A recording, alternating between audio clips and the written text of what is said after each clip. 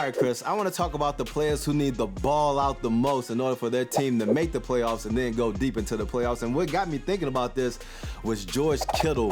Face mask grab, stiff arming the hell out of the Saints going down the sideline, getting his team into field goal position to win that. Probably an instant classic, one of the best games we've seen this season. And so, but I don't want to make this easy on us. So I'm going to eliminate Lamar and Patrick Mahomes out of the picture because we know it's a given that those dudes need to play well in order for their teams to succeed. So let's get a little dicey with this now. At number 3, Todd Gurley. Number 2, Chris Carson. And number 1, Derrick Henry.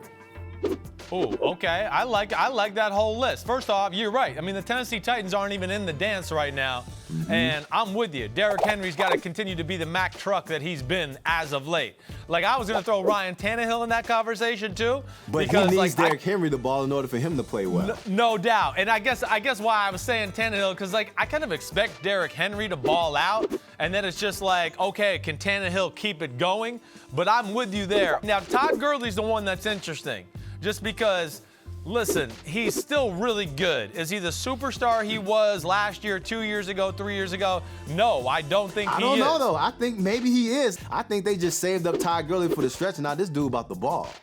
Yeah, maybe they did. I almost thought they just said the hell with it. Like, we don't know how many good years left this guy's got. Let's just run his butt into the ground now.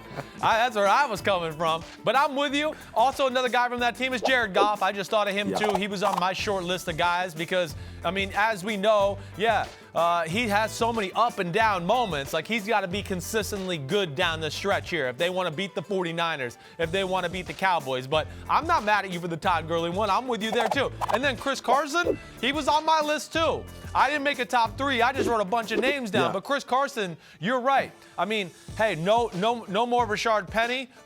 And with him out, he was kind of the game breaker at the running back position. Now Chris Carson's going to have the workload on him big time. Unless they can get that run game going, the Seahawks are going to run into some trouble because that offensive line just can't sit back there and protect if he has to do these typical 5-step drop backs and just try to sit there in the pocket and try to pick a team apart.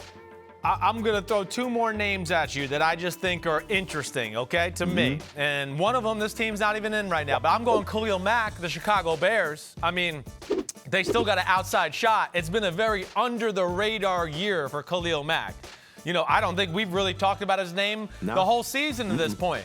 But they got the Chiefs, the Vikings, the Packers down the stretch. If they somehow could get in the playoffs, their defense is still, like, legit good, as we saw last Thursday night against the Dallas Cowboys. And the last one I'll throw out to you, just to hear me out here, Josh Allen, the Buffalo Bills.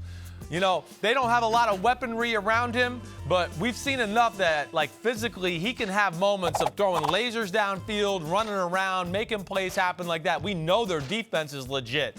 If he can just ball out and catch on fire here at the end of the season, we talked about before, the AFC is kind of up for grabs other than Baltimore right now, and they could be a real player in this thing if he and the offense kind of get out, catch on fire here down the stretch. The last name that I want to throw out is Deshaun Watson because we saw, they gave up a lot of points early, really couldn't score in the first part of the game last week against the Broncos. Like, this dude needs to play like Michael Jordan in the three-peat era if they're going to be successful and, make it through the playoffs and then ball out. The couple of people that we had up front, like Chris Carson, Derrick Henry, those guys need to get paid too. So it's going to be interesting to see how they play down the stretch. Hopefully these dudes can ball out and get that fat paycheck because we know that's what we all want when we playing in the league. Obviously, we want a ring, but that bank account needs to look nice too. I'm always rooting for the players to get paid. Take the money out of the owner's pockets. Right?